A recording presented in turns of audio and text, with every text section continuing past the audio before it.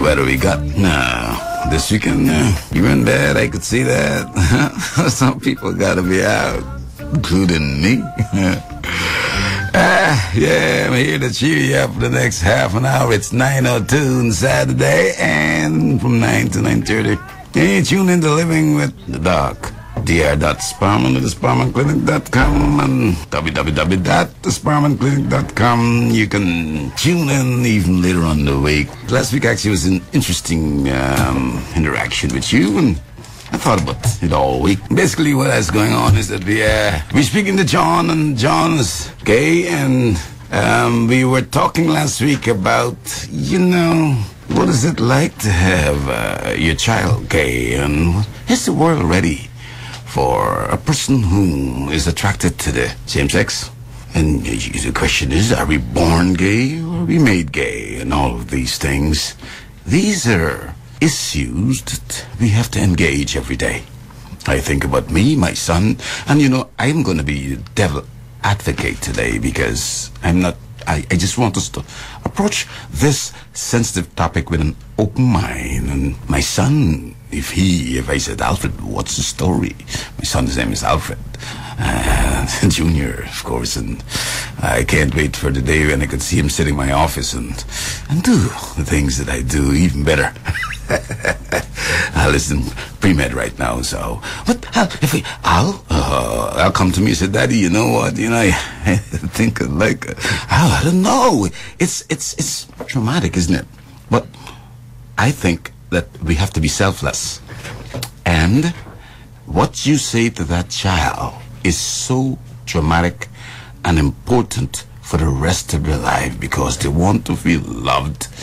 And what about if the child... Now, I'm not talking about the guys who are playing whatless, who go down on Accra Beach and those type of places and for money do all kind of things, and they're not oriented that way. But if you're born and you feel that, we're talking about that, you feel that you have a certain tendency to someone that is close to your sex, what do you do as a parent? How do you approach? We'll talk about these things today. And I have a feeling we'll take one call or two, but, it's good weather out there. It's nice for lovers. But don't go looking for a lover just like that, because sometimes it can traumatize you.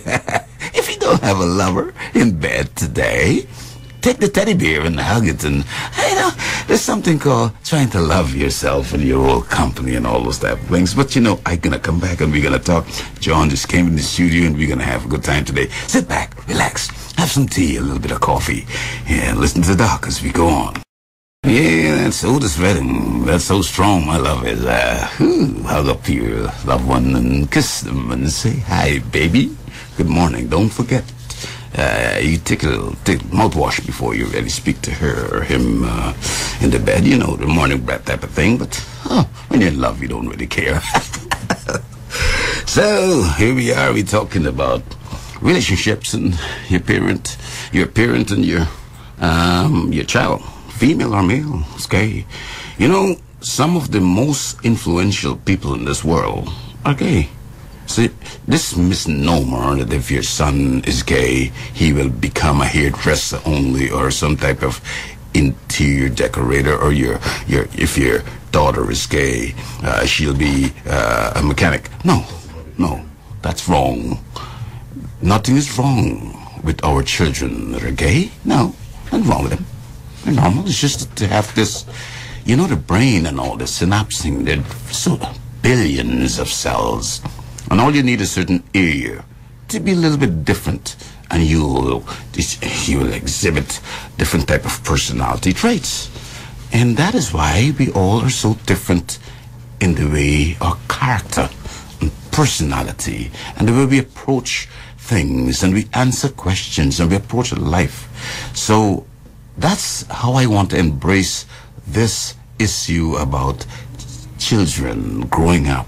It's very hard for them to gotta come and tell mommy and daddy, Daddy, how many times do you see, and we fathers too, it's hard on us. There's both a lot of anxiety going on here. You're looking for grandchildren if it's your only son, right? What do you do? But got to think about that child too. The child didn't say, listen, hey, mommy and daddy, I want to come into the world. No, you had pleasure, and that's what you have. Could have been Down syndrome. You would have said, yes, I'm going to love her and him or her and take care of them for the rest of their lives. So, what's wrong? What do you think about that? I'll take a couple of calls today. 434-1791, 434-1790, 434-1791, and 1771. Those are the numbers you can call us. I'll take 2 calls. And you have that problem right now. You don't know how to deal with it. You says, oh, baby, his son say, well, listen, mommy, I'm gay. He's 14. You says, well, I love you anyway. But then you traumatize, you're going, you don't want to talk. You think that's going to damage your whole family. You're embarrassed. No. You have to be truthful. Sit down and talk to the child. Be honest. Let them know that you feel how you feel about it. Let them tell you what they feel about it, how they feel. Learn from this experience. Embrace them. Those type of things. But as I said, call us. Let me know what your concerns are. But about this wedding today, man, I'm going to bring, when I come back in, I'm going to bring John in. What? It's these arms of mine. I'm playing for you today, guys. Better out there. Don't infiltrate this country with too many babies now, but just enjoy the songs, and I'll be right back. Yeah, that's These Arms of Mine, Otis Redding, and for you on a Saturday morning when the sun is just peeping out and the rain is about to come, and some areas of the island you have the raindrops and rooftop and you're deep in the covers. And for you people who are driving around doing your business and so forth, yeah, you got 15, 17 more minutes. You got to enjoy this stuff because, I prepared this stuff for you. John, good morning. Good morning, what's up? How you doing? I'm really happy to have John here. I want to ask you a couple of questions, but before even I go there, I want to, first of all, I'm happy. Congratulations, Dr. Anthony Gabby Carter. He's been honorary degree, and I really am happy. I'm happy, Doctor. I wonder if I'm the first person to say Dr. Anthony Gabby Carter. And, I'm proud of you, my friend, and my brother. And Pearl Curtin and Pearl, those day songs were for you, actually. You just came on the surgery, you did very well, and lovely woman. Care for you. Continue to recover. And Captain, you came back from Brooklyn. You had a good time over there, huh? But I heard you running from the cold. Captain is one of my fathers, actually. This is one of my guys that I go for advice and so forth. So, tell me, John, at what age, actually, did you speak to... Who spoke to mommy first or daddy? Actually, and then has been mommy know already, so apparently. You're kidding? What? Yeah. When did she know? She said she know ever since. She knew that you were gay ever since. You would say that, like, since you were a little baby? Or, I mean, like 5-6-year-old or so? I think more because when it was little me, my teenager age. Teenager. All right, so she knew in your teenage years. You said like 14? Yeah, 14. But did you go and discuss it with her?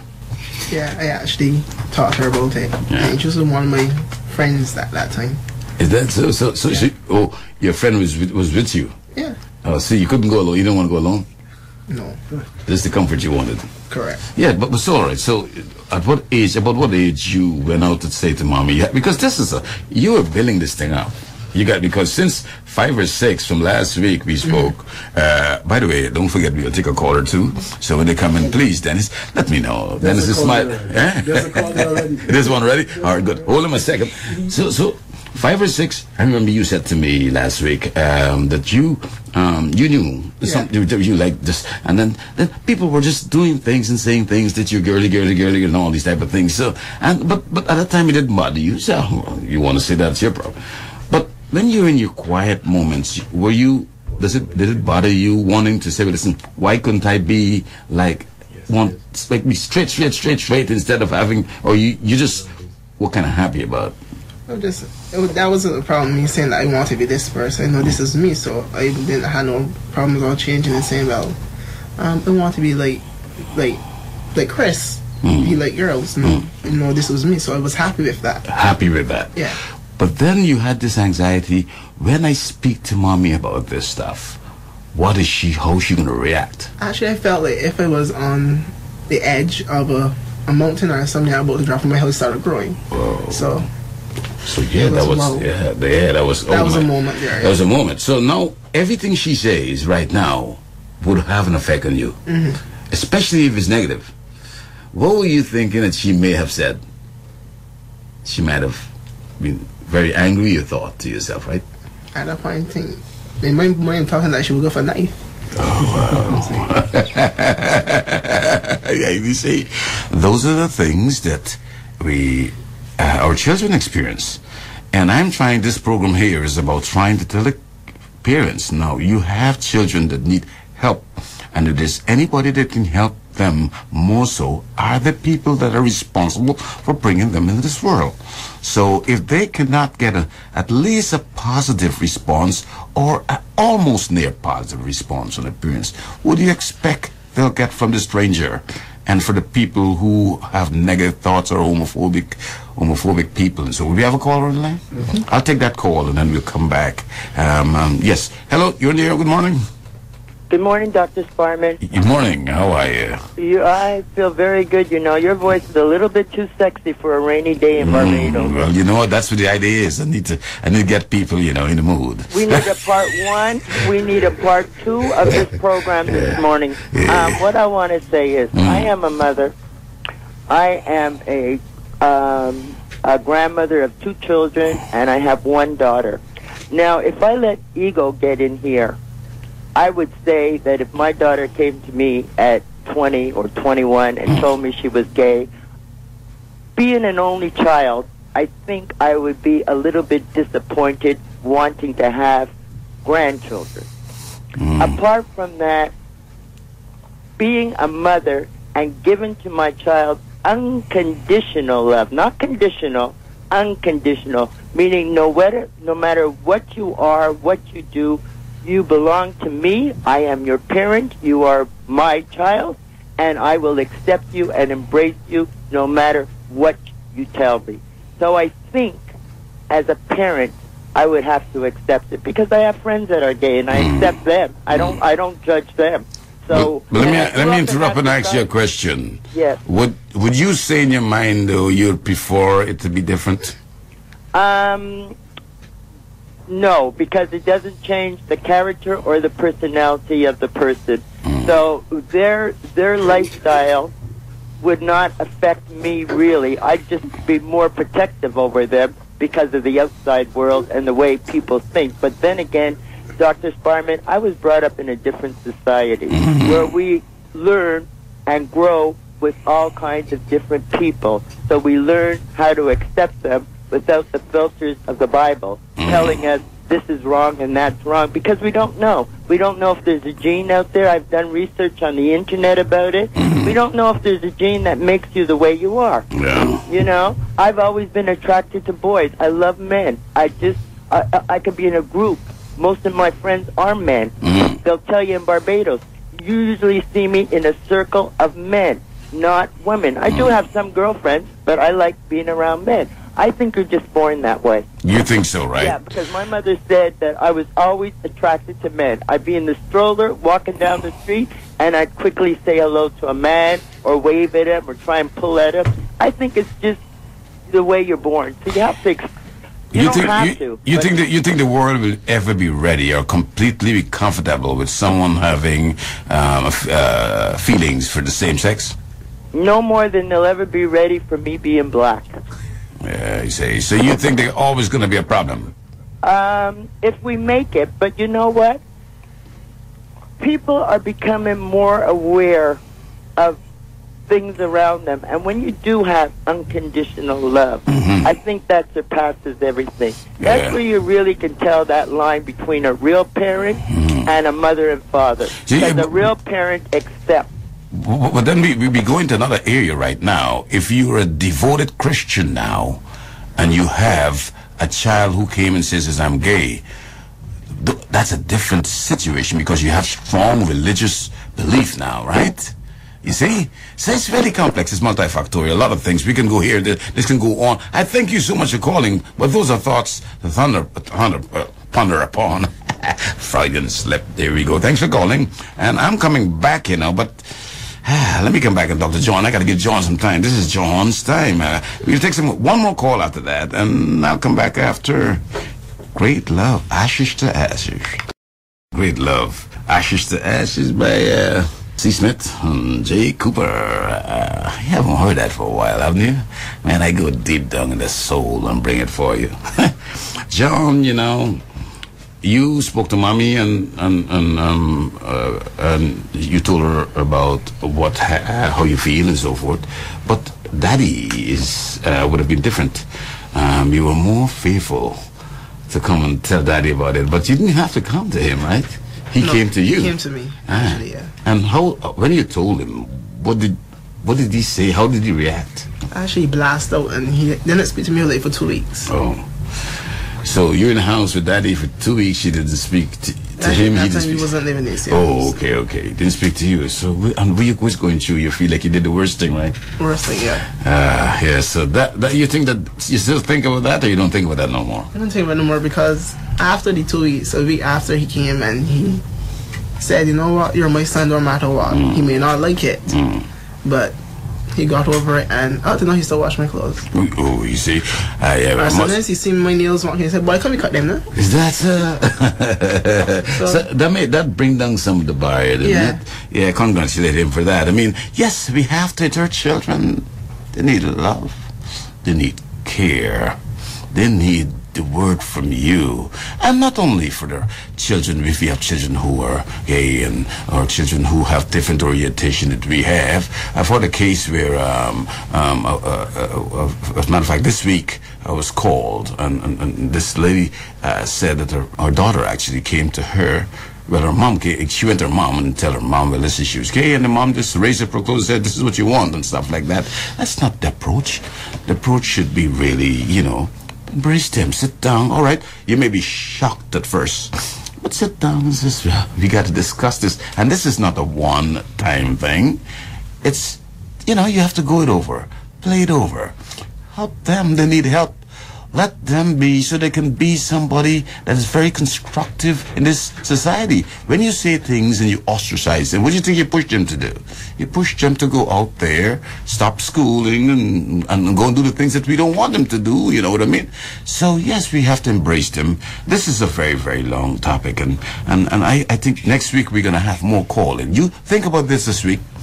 And next week when you come in, you just sit down there and call, and myself and John will try to answer some of your questions to relief. I know a lot of mom and dad, they're going through a lot of pain right now because you wanted to look forward to this son being, or this daughter to being something, and the grandchildren and all those type of things, and you didn't confine to the nuclear type of family type of thing that society has pushed down and organized for us. But remember, we were not promised a straight road.